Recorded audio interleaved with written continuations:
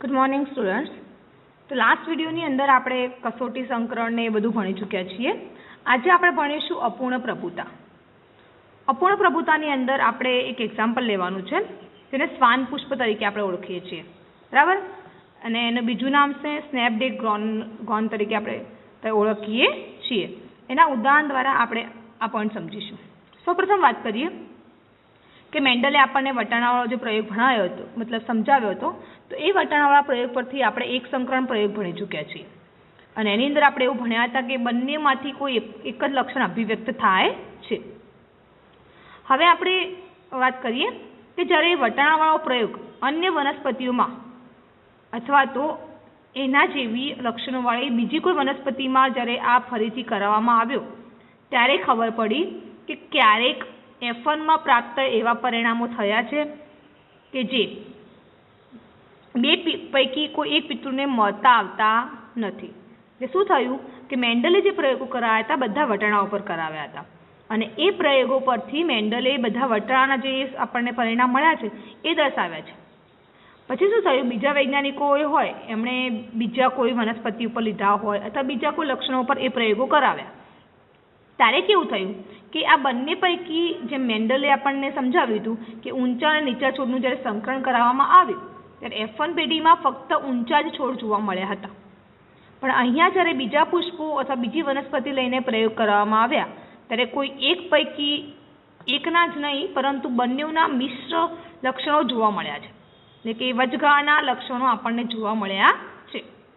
આપણે એની વાત કરીએ તો માનો કે અહીંયા લીધેલું છે પિતૃ પેઢી તરીકે લાલ અને સફેદ રંગનું પુષ્પ, જેને આપણે શ્વાન પુષ્પ તરીકે ઓળખીએ છીએ. લાલ પુષ્પ જે પ્રભાવી છે તો એના જનીનો આપણે બંને કેપિટલ R લીધા છે, અને સફેદ પુષ્પ જેને આપણે સ્મોલ r તરીકે ઓળખીશું. એઝ યુઝ્યુઅલ બંને આપણને ખબર છે કે F1 પેઢીના અંદર આપણને બધા જ છોડ ગુલાબી રંગના મળશે, અને ગુલાબી રંગના જે છોડ હશે એનો સિમ્બોલ હશે કેપિટલ R સ્મોલ r. જે પરિણામ આપણને પહેલેથી ખબર છે કે બંને સેમ હશે, કેપિટલ R સ્મોલ r.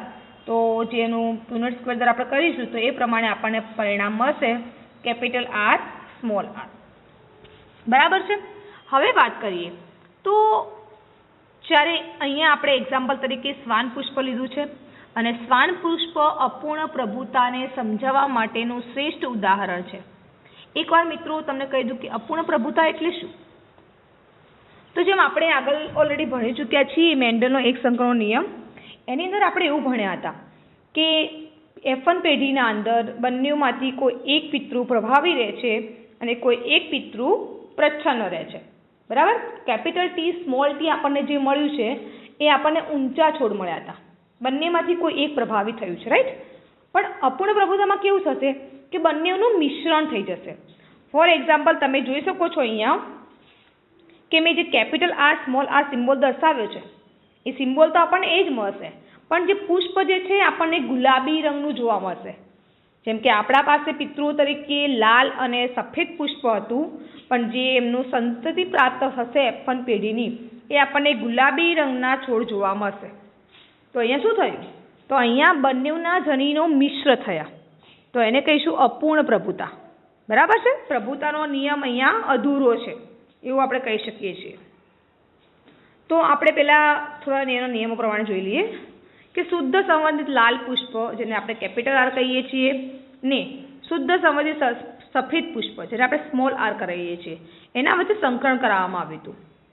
અને F1 પેઢીના અંદર આપણને બધા જ પુષ્પ ગુલાબી રંગના જોવા મળ્યા છે.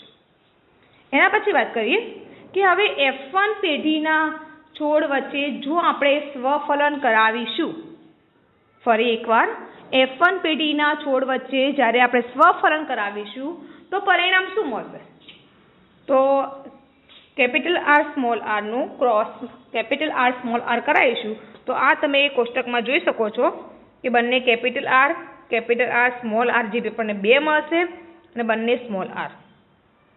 આ પરિણામ આપણે જે એક સંકરણ પ્રયોગ ભણ્યા હતા સેમ એના જેવું જ છે, 1:2:1, બરાબર છે. પણ જે છોડ જોવા મળશે એમાં જે એક છે આપણને બંને R જોવા મળશે, એટલે કે લાલ બીજું જે એક છે આપણને બંને સ્મોલ જોવા મળશે, સ્મોલ આર જોવા મળશે, મતલબ કે સફેદ રંગના. અને જે બે પુષ્પ આપણને એવા જોવા મળશે જેનું જનીન બંધારણ કેપિટલ આર સ્મોલ આર રહેશે, એટલે કે એ બે પુષ્પો આપણને ગુલાબી રંગના જોવા મળશે. તો આ રહ્યું એનું જનીન સ્વરૂપ પ્રકાર, જનીન પ્રકાર. તો જનીન પ્રકાર આપણને મળ્યા 1:2:1. પણ મિત્રો જ્યાં આપણે પેલું ભણ્યા હતા પેલા એક સંક્રમણ પ્રયોગની અંદર, તો એમાં સ્વરૂપ પ્રકાર 3:1 હતું. સ્વરૂપ પ્રકાર કેવું હતું? 3:1. અહીંયા સ્વરૂપ પ્રકાર 3:1 જોવા મળશે નહીં. અહીંયા જનીન પ્રકાર ગણો કે સ્વરૂપ પ્રકાર ગણો, બંને એક જ જેવું જોવા મળશે, 1:2:1. બરાબર છે. હવે એના પછી વાત કરીએ કે આ ઉદાહરણમાં કેપિટલ આર કારક સ્મોલ આર કારક પર સંપૂર્ણપણે પ્રભાવી છે નહીં. જે એક સંક્રમણમાં આપણે ભણ્યા હતા તો કેપિટલ ટી જે છે એ સ્મોલ ટી ઉપર સંપૂર્ણપણે પ્રભાવી હતો. અહીંયા કેપિટલ આર સ્મોલ આર પર સંપૂર્ણપણે પ્રભાવી હશે નહીં. આથી જ્યારે બંનેનું સંકલન કરવામાં આવ્યું ત્યારે આપણને ગુલાબી રંગના પુષ્પ પ્રાપ્ત થયા છે. અને આ રીતે કોઈ વૈકલ્પિક કારક તેના યુગ્મ કારક પર પ્રભાવી નથી. બરાબર. તો એને આપણે કહીશું અપૂર્ણ પ્રભુતા. Okay, clear. અહીંયા આપણે જોઈ શકીશું સ્વરૂપ પ્રકાર પણ 1:2:1 આવશે અને જનીન પ્રકાર પણ 1:2:1 આવશે. આપણે યાદ રાખવાનું છે. અહીંયા આ એક સંક્રમણ પ્રયોગ હોત તો અહીંયા 3:1 સ્વરૂપ પ્રકાર આપણને મળત, પણ આ છે અપૂર્ણ પ્રભુતા એટલે આપણને 1:2:1 સ્વરૂપ પ્રકાર મળશે. જનીન પ્રકાર બંનેના સેમ હશે. બરાબર છે. ચલો એના પછી આપણો પ્રશ્ન જોઈએ કે પ્રભાવિતતાનું જે સંકલ્પના જે છે એનું સ્પષ્ટીકરણ કઈ રીતે થઈ શકે છે. પ્રભાવિતતા, પ્રભાવિતતા એટલે પ્રભાવ પાડવો તે. આપણે એની વાત કરીએ હવે પોઈન્ટ વાઇઝ. પહેલાં હું તમને જે અપૂર્ણ પ્રભુતા કીધો છે એ પ્રશ્નો તમારે લખી લેવાનો છે નોટ્સમાં અને એને તૈયાર પણ કરવાનો છે. બરાબર છે. તો પહેલાં પ્રભાવિતતાને સમજવા માટે આપણે જનીનના કાર્યને સમજવું જરૂરી છે. બરાબર છે. તો ટીક કરી દઈએ આપણે કે પ્રભાવિતતાને સમજવા માટે આપણે જનીનના કાર્યને સમજવું જરૂરી છે. તો જનીનમાં વિશિષ્ટ લક્ષણોને અભિવ્યક્તિ કરવા માટેના લક્ષણો હોય છે, એ માહિતી હોય છે. આપણે જાણીએ છીએ કે કોઈ પણ જનીન હોય, કોઈ પણ જનીન એને આપણા શરીરના રહેલા દરેક વસ્તુની માહિતી હોય છે એની પાસે, અને લક્ષણોને અભિવ્યક્ત કરવા, એના કાર્ય જણાવવા, એ બધી માહિતી જનીનો પાસે અવેલેબલ હોય છે. આપણે પોતે તો આપણી વાત કરીએ તો આપણે દ્વિકીય સજીવોમાં આવીએ છીએ, 2n. બરાબર છે. તો દ્વિકીય સજીવોમાં કારકોની જોડો હોય છે. કારકો જેને આપણે જનીનો કહીએ છીએ એ જોડ સ્વરૂપે પ્રત્યેક જનીનની 2 નકલ ધરાવે છે. રાઈટ. દ્વિકીય સજીવોમાં એની મતલબ કે ઝેરોક્સ એટલે કે ડબલ જનીનો ડબલ જોડ સ્વરૂપે આવેલા હોય છે. કારકોની જોડ હંમેશા સમાન ન હોતા વિષમયુગ્મી હોઈ શકે છે. ઓકે, જોઈએ. કેપિટલ ટી, બંને કેપિટલ ટી હોય તો એનો મતલબ શું થયો કે છોડ આપણને જોવા મળશે ઊંચા, અને કેપિટલ ટી સ્મોલ ટી હોય તો પણ આપણને છોડ જોવા મળશે ઊંચા. તો અહીંયા શું કીધું છે એ જ રીતે સેમ કે કારકોની જોડ હંમેશા સમાન ન હોય પણ વિષમયુગ્મી પણ હોઈ શકે છે. આપણે એમસીક્યુ માટે આને થોડું ધ્યાનમાં લઈશું. તેમાંના એક કારકની ભિન્નતાનું કારણ તેમાં આવેલા પરિવર્તન હોઈ શકે છે. જો માનો કે કોઈ એક કારક થોડું જુદાપણું દર્શાવે છે અથવા અલગ દેખાય છે તો એમાં શું હોઈ શકે? તેમાં કોઈ પરિવર્તન આવે છે અને જે ચોક્કસ માહિતીને રૂપાંતરિત કરી દેશે. જો જનીનમાં પરિવર્તન આવે, કોઈ કારણસર જનીનમાં પરિવર્તન આવશે તો એના પરિણામે શું થશે? આ યાદ રાખવું પડશે આપણે કે કોઈ પણ કારણે જો જનીનોમાં પરિવર્તન આવશે તો એની જે જનીનની જે માહિતી હશે એ માહિતીમાં પણ પરિવર્તન થઈ જશે. બરાબર. કોઈ પણ રીતે જનીન બદલાશે તો એમાં રહેલી માહિતીમાં પણ પરિવર્તન થશે. ઉદાહરણ તરીકે આપણે ભણીએ કે એક એવા જનીનને લેવામાં આવે કે જેની પાસે ઉત્સેચક બનાવવાની માહિતી હોય. સમજ પડી ગઈ? કોઈ જનીન છે, ફોર એક્ઝામ્પલ આપણે એક જનીન લઈએ કે જેની પાસે પેપ્સિન નામનો ઉત્સેચક બનાવવાની માહિતી છે. પેપ્સિન આપણને ખબર છે કે આપણા જઠરમાંથી પ્રોટીનના પાચન માટે ઉત્પન્ન થાય છે. હવે આ જનીનને બંને પ્રતિરૂપ આ જનીનના બંને પ્રતિરૂપ તેના બે કારક સ્વરૂપે છે, બે કારક સ્વરૂપે હશે. સામાન્ય કારક એવો ઉત્સેચક ઉત્પન્ન કરે છે, સામાન્ય જે કારક હશે એવો ઉત્સેચક ઉત્પન્ન કરશે જે પ્રક્રિયાર્થી એસના રૂપાંતરણ માટે આવશ્યક છે. ઓકે, આ તમને યાદ હોવું જોઈએ. તમે ચેપ્ટર નંબર 11 ધોરણ 11માં ચેપ્ટર નંબર 9માં ભણી ચૂક્યા હશો. હું અહીંયા લખી બતાવું છું તમને, એટલે થોડુંક ધ્યાન આપજો. એક સેકન્ડ. ઓકે, જો તમે ભણ્યા હોય, ઈ એટલે ઉત્સેચક, એસ મીન પ્રક્રિયાર્થી, આ ક્રિયા, ઈએસ સંકુલ, પછી આ પ્રક્રિયા ઈપી સંકુલ and then E plus P. P એટલે થશે પ્રોડક્ટ, નિપજ. ઈ એટલે એન્ઝાઇમ એટલે ઉત્સેચક, એસ એટલે સબસ્ટન્સ ઇટ મીન્સ પ્રક્રિયાર્થી, અને ઈ મતલબ ઉત્સેચક. આપણે આટલી વાત કરીશું, બરાબર છે. તો ઉત્સેચક જે મતલબ કે ઈ છે એની પાસે એસના રૂપાંતરણ માટેની એ કાર્ય કરશે ઉત્સેચક. એસનું રૂપાંતર પીમાં કરાવવાનું છે. આ પ્રક્રિયા જે એસ છે એનું રૂપાંતરણ પીમાં થાય તો જ આ પ્રક્રિયા પૂર્ણ થઈ કહેવાય અને ઉત્સેચકે પોતે કાર્ય કર્યું છે એવું કહીશું આપણે. તો ફરી એકવાર જોઈ લઈએ કે આ જે જનીન જે છે એ પોતે ઉત્સેચક બનાવી રહ્યો છે અને એ ઉત્સેચક જે છે એ સામાન્ય કારક એવો ઉત્સેચક ઉત્પન્ન કરશે જે એસનું પીમાં રૂપાંતર કરાવશે, બરાબર છે. તો ઉત્સેચકનું કાર્ય હંમેશા એવું હોય છે કે પ્રક્રિયા કરાવવાનું, પ્રક્રિયાર્થીને નિપજમાં ફેરવવાનું. તો ઉત્સેચક એવો બનશે જે એસને પીમાં ફેરવશે, બરાબર.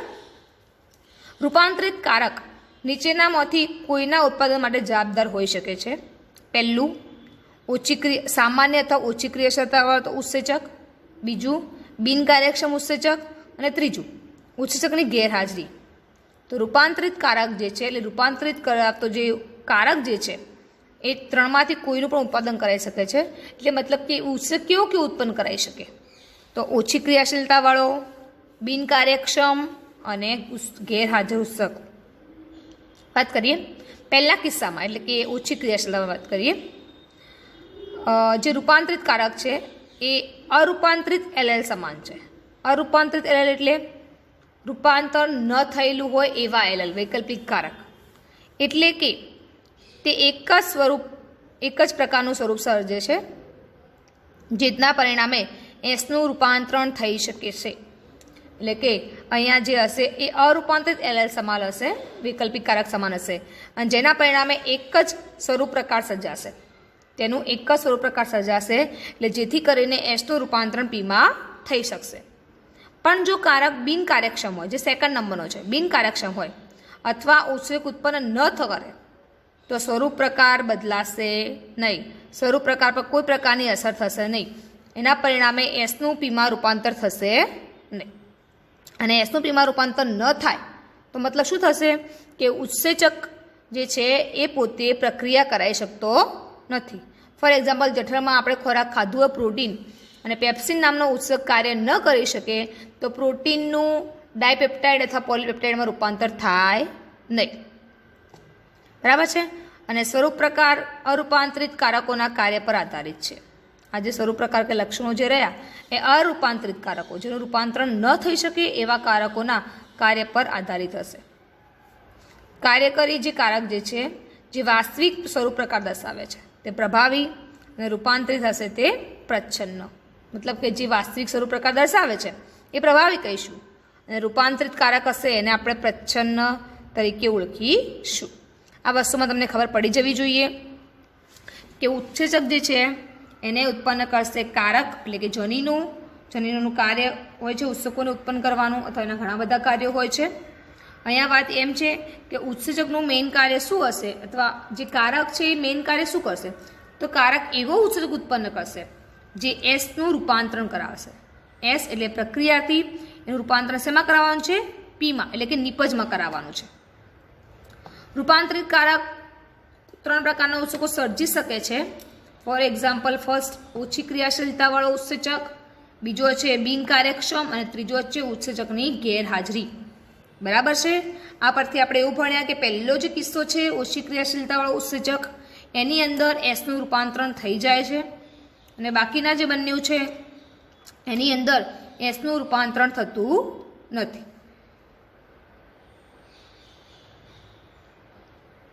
એના પછી આપણે ભણીશું એક બીજો પોઈન્ટ જેને આપણે સપ્રભાવિતા કહીશું.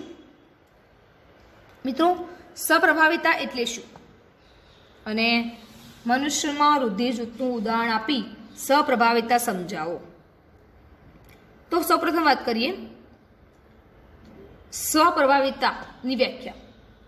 તો આપણને ખબર છે બે પ્રકારના વૈકલ્પિક કારકો હોય છે, એક પ્રભાવી અને એક પ્રચ્છન્ન. બરાબર છે. તો અહીંયા એવું હશે કે પ્રભાવી અને પ્રચ્છન્ન જે કારકો જે છે એના સંબંધોનો અભાવ હશે અને બંને એકબીજાથી સ્વતંત્ર રીતે અભિવ્યક્ત થાય છે. સ્વતંત્ર રીતે અભિવ્યક્ત થવું. For example, capital T small T જે છે એ પોતે જોઈન્ટ રહે છે, ભેગા રહે છે. બરાબર. પણ અહીંયા શું છે, કેપિટલ ટી જાય અલગ, સ્મોલ ટી અલગ જાય તો એ પોતે પોતાના સ્વતંત્ર લક્ષણો દર્શાવે એને સપ્રભાવિતા કહેવાય. અથવા તો બંને ભેગા રહીને લક્ષણો દર્શાવે તો પણ એ પોતે પોતાના અલગ અલગ લક્ષણો દર્શાવી શકે છે. ફોર એક્ઝામ્પલ, આપણે ભણ્યા કે કેપિટલ ટી અને સ્મોલ ટી સાથે હોવા છતાં પણ કેપિટલ ટી અને સ્મોલ ટી સાથે હોવા છતાં પણ એ લક્ષણો ફક્ત કેપિટલ ટીના જ દર્શાયા, સ્મોલ ટીના લક્ષણો અભિવ્યક્ત થયા નથી. પણ અહીંયા આપણે એવું ભણીશું કે બંને સાથે રહીને પોતાનો પ્રભાવ પાડે, બંને પોતાની પ્રભાવિતા સાથે રહીને બતાવે. તો એના માટેનું અહીંયા એક્ઝામ્પલ છે સપ્રભાવિતા. સપ્રભાવિતાની વાત કરીએ તો એ અપૂર્ણ પ્રભાવિતાથી અલગ છે. કારણ કે અપૂર્ણ પ્રભુતામાં આપણે ભણ્યા કે બંનેના લક્ષણો મિશ્ર થયા હતા. લાલ અને સફેદ પુષ્પ મિશ્ર થયું ત્યારે ગુલાબી રંગનું પુષ્પ બન્યું હતું. પણ અહીંયા મિશ્રણ પણ થતું નથી, સાથે પ્રભાવ પાડે છે પણ પોતાના અલગ અલગ રીતે. બરાબર છે. સપ્રભાવિતામાં વાત કરીએ તો F1 પેઢી બંને પિતૃઓને મળતા આવે છે. F1માં એઝ યુઝ્યુઅલ જે આપણે ભણીએ છીએ એ પ્રમાણેનું એક્ઝામ્પલ મળશે, બધામાં સેમ મળશે F1ની અંદર. અને એનું એક્ઝામ્પલ છે મનુષ્યમાં રહેલું એબીઓ રુધિર જૂથ, જે રક્તકણો એટલે રુધિર જૂથના જે એન્ટીજન હોય છે એ રક્તકણો પર આવેલા હોય છે, એટલા માટે આપણે રક્તકણો પ્રકારના કીધું છે. રુધિર જૂથને એબીઓ કેમ કહેવામાં આવે છે? કારણ કે એ બી, એબી ને ઓ. બરાબર છે. આટલા પ્રકારના જે રુધિર જૂથ છે એના પરથી આપણે એને એબીઓ રુધિર જૂથ કહીશું. એના પછી વાત કરીએ મિત્રો કે એબીઓ રુધિર જૂથ જે છે એના માટેનો નિયંત્રણ જનીન છે જનીન આઈ. કયો જનીન કહીશું? જનીન આઈ. રક્તકણના કોષરસની સપાટી પરથી બહાર ઉપસેલી શર્કરા પોલિમર હોય છે. ઓકે. રક્તકણની જે કોષરસની સપાટી જે છે એના બહારની બાજુ ઉપસેલ શર્કરા પોલિમર ટાઈપની હોય છે અને આ પોલિમર પ્રકારનું જે નિયંત્રણ છે એ કોણ કરશે? જનીન આઈ. પોલિમરનો જે પ્રકાર છે કે કયા પ્રકારનું પોલિમર છે એ બધું જે પણ હોય એનું નિયંત્રણ જનીન આઈ કરશે. એ પોલિમર શું છે આપણે ભણીએ પછી. હવે જનીન આઈ એના 3 કારકો છે. જેમ કે દરેક વસ્તુના કારકો હોય છે, જે વૈકલ્પિક કારકો 2 આવેલા હોય છે, આપણે એવું ભણ્યા છીએ. અહીંયા જનીન આઈના 3 વૈકલ્પિક કારકો છે. એ મતલબ IA, IB અને સ્મોલ આઈ. બરાબર છે. હવે IA અને IBની વાત કરીએ તો બંનેને કોષરસની સપાટી ઉપર શર્કરા હશે. બરાબર છે. આ શર્કરા થોડી જ અલગ પડે છે. A અને Bની શર્કરા એકબીજાથી થોડીક જ અલગ પડે છે, વધારે ડિફરન્ટ હોતો નથી. અને સ્મોલ આઈને આપણે પ્રચ્છન્ન તરીકે પણ ઓળખીએ છીએ કે સ્મોલ હોય એને. અને અહીંયા એ પણ થશે કે આઈ કારક જે છે સ્મોલ આઈ એને કોઈ પ્રકારની શર્કરા હોતી નથી, એટલે કોઈ પ્રકારની શર્કરાનું ઉત્પાદન કરતું નથી. એના પછી વાત કરીએ મિત્રો, ફરી એકવાર સમજી લઈશું કે જનીન આઈ જે છે એને 3 પ્રકારના કારકો છે, IA, IB અને I. મતલબ IA અને IB જે છે એ શર્કરા ઉત્પન્ન કરે છે કોષરસની સપાટી ઉપર, એટલે કે રક્તકણના કોષરસની સપાટી ઉપર, અને એ બંનેમાં જાજો ડિફરન્ટ હોતો નથી. જે સ્મોલ આઈ છે એ કોઈ પ્રકારની શર્કરાનું ઉત્પાદન કરશે નહીં, એ આપણે જોઈ લઈશું. હવે મનુષ્ય દ્વિકીય પ્રાણી છે, 2N છે, એટલે એની અંદર દરેક કારકમાંથી કોઈ 2 કારકો મતલબ અવેલેબલ હશે. તો એ 2 કારકો કયા હોઈ શકે એને આપણા માટે એક કોષ્ટક દ્વારા આપણે સમજીશું. ચલો એના પછી વાત કરીએ. જો IA અને IB સંપૂર્ણપણે I ઉપર પ્રભાવી હોય મતલબ આઈએ અને આઈબી સંપૂર્ણમાં કોના પર પ્રભાવી હશે? સ્મોલ આઈ પર. એ તો આપણે જાણીએ છીએ સ્મોલ આઈ પર બીજા જે છે એ પ્રભાવી હોય છે હંમેશા. માટે આઈ એ અને સ્મોલ આઈ હોય ત્યારે ફક્ત આઈ એ જ અભિવ્યક્ત થશે, અને આઈબી અને સ્મોલ આઈ હશે તો પણ આઈબી જ અભિવ્યક્ત થશે. આપણે જાણીએ છીએ કે સ્મોલ આઈ એટલે પ્રચ્છન્ન આપણે કહીએ છીએ આપણી ભાષામાં તે પ્રમાણે. પણ જ્યારે આઈએ અને આઈબી સાથે હશે ત્યારે બંને પોતપોતાની અભિવ્યક્તિ કરશે. બંને પોતપોતાની અભિવ્યક્તિ દર્શાવે છે અને એને એટલા જ માટે એને સપ્રભાવિતા કહેવામાં આવે છે. જ્યારે એની સાથે સ્મોલ આઈ હશે તો એ તો પ્રભાવી નહીં હોય, કારણ કે સ્મોલ આઈ પ્રચ્છન્ન છે. એ બીની સાથે સ્મોલ આઈ હશે તો પણ એ પોતાની અભિવ્યક્તિ નહીં કરી શકે. પણ આઈએ અને આઈબી બંને પ્રભાવી છે અને બંને સાથે હશે તો બંને પોતપોતાના લક્ષણો જાતે દર્શાવે છે, અને એટલા માટે આ પોઈન્ટને આપણે સપ્રભાવિતા તરીકે ઓળખીશું. ચલો આપણે જોઈએ. આના કારણે 6 પ્રકારના જનીનો બનશે. પહેલું ભણીએ. જો એકની આઈ એ હોય અને આઈબી, આ માતૃ ને પિતૃના કીધા છે, બરાબર. મમ્મીમાંથી આપણને એ મળ્યો, પપ્પામાંથી બી એ મળ્યો, તો આઈએ થયું તો બ્લડ ગ્રુપ બનશે એ, બરાબર. નેક્સ્ટ મમ્મીમાંથી એ મળ્યો, પપ્પામાંથી બી મળ્યો છે તો થશે આઈએ આઈબી અને બ્લડ ગ્રુપ થશે એ બી. તેના આફ્ટર મમ્મીમાંથી એ મળ્યો છે, પપ્પામાંથી સ્મોલ આઈ મળ્યો છે તો શું મળશે? સ્મોલ મતલબ આઈ એ સ્મોલ આઈ મતલબ આપણને એ જ મળશે. સેમ એવું મમ્મીમાંથી બી પપ્પામાંથી એ તો એ બી થશે. મમ્મીમાંથી બી પપ્પામાંથી બી તો બી બી એટલે બી બ્લડ ગ્રુપ.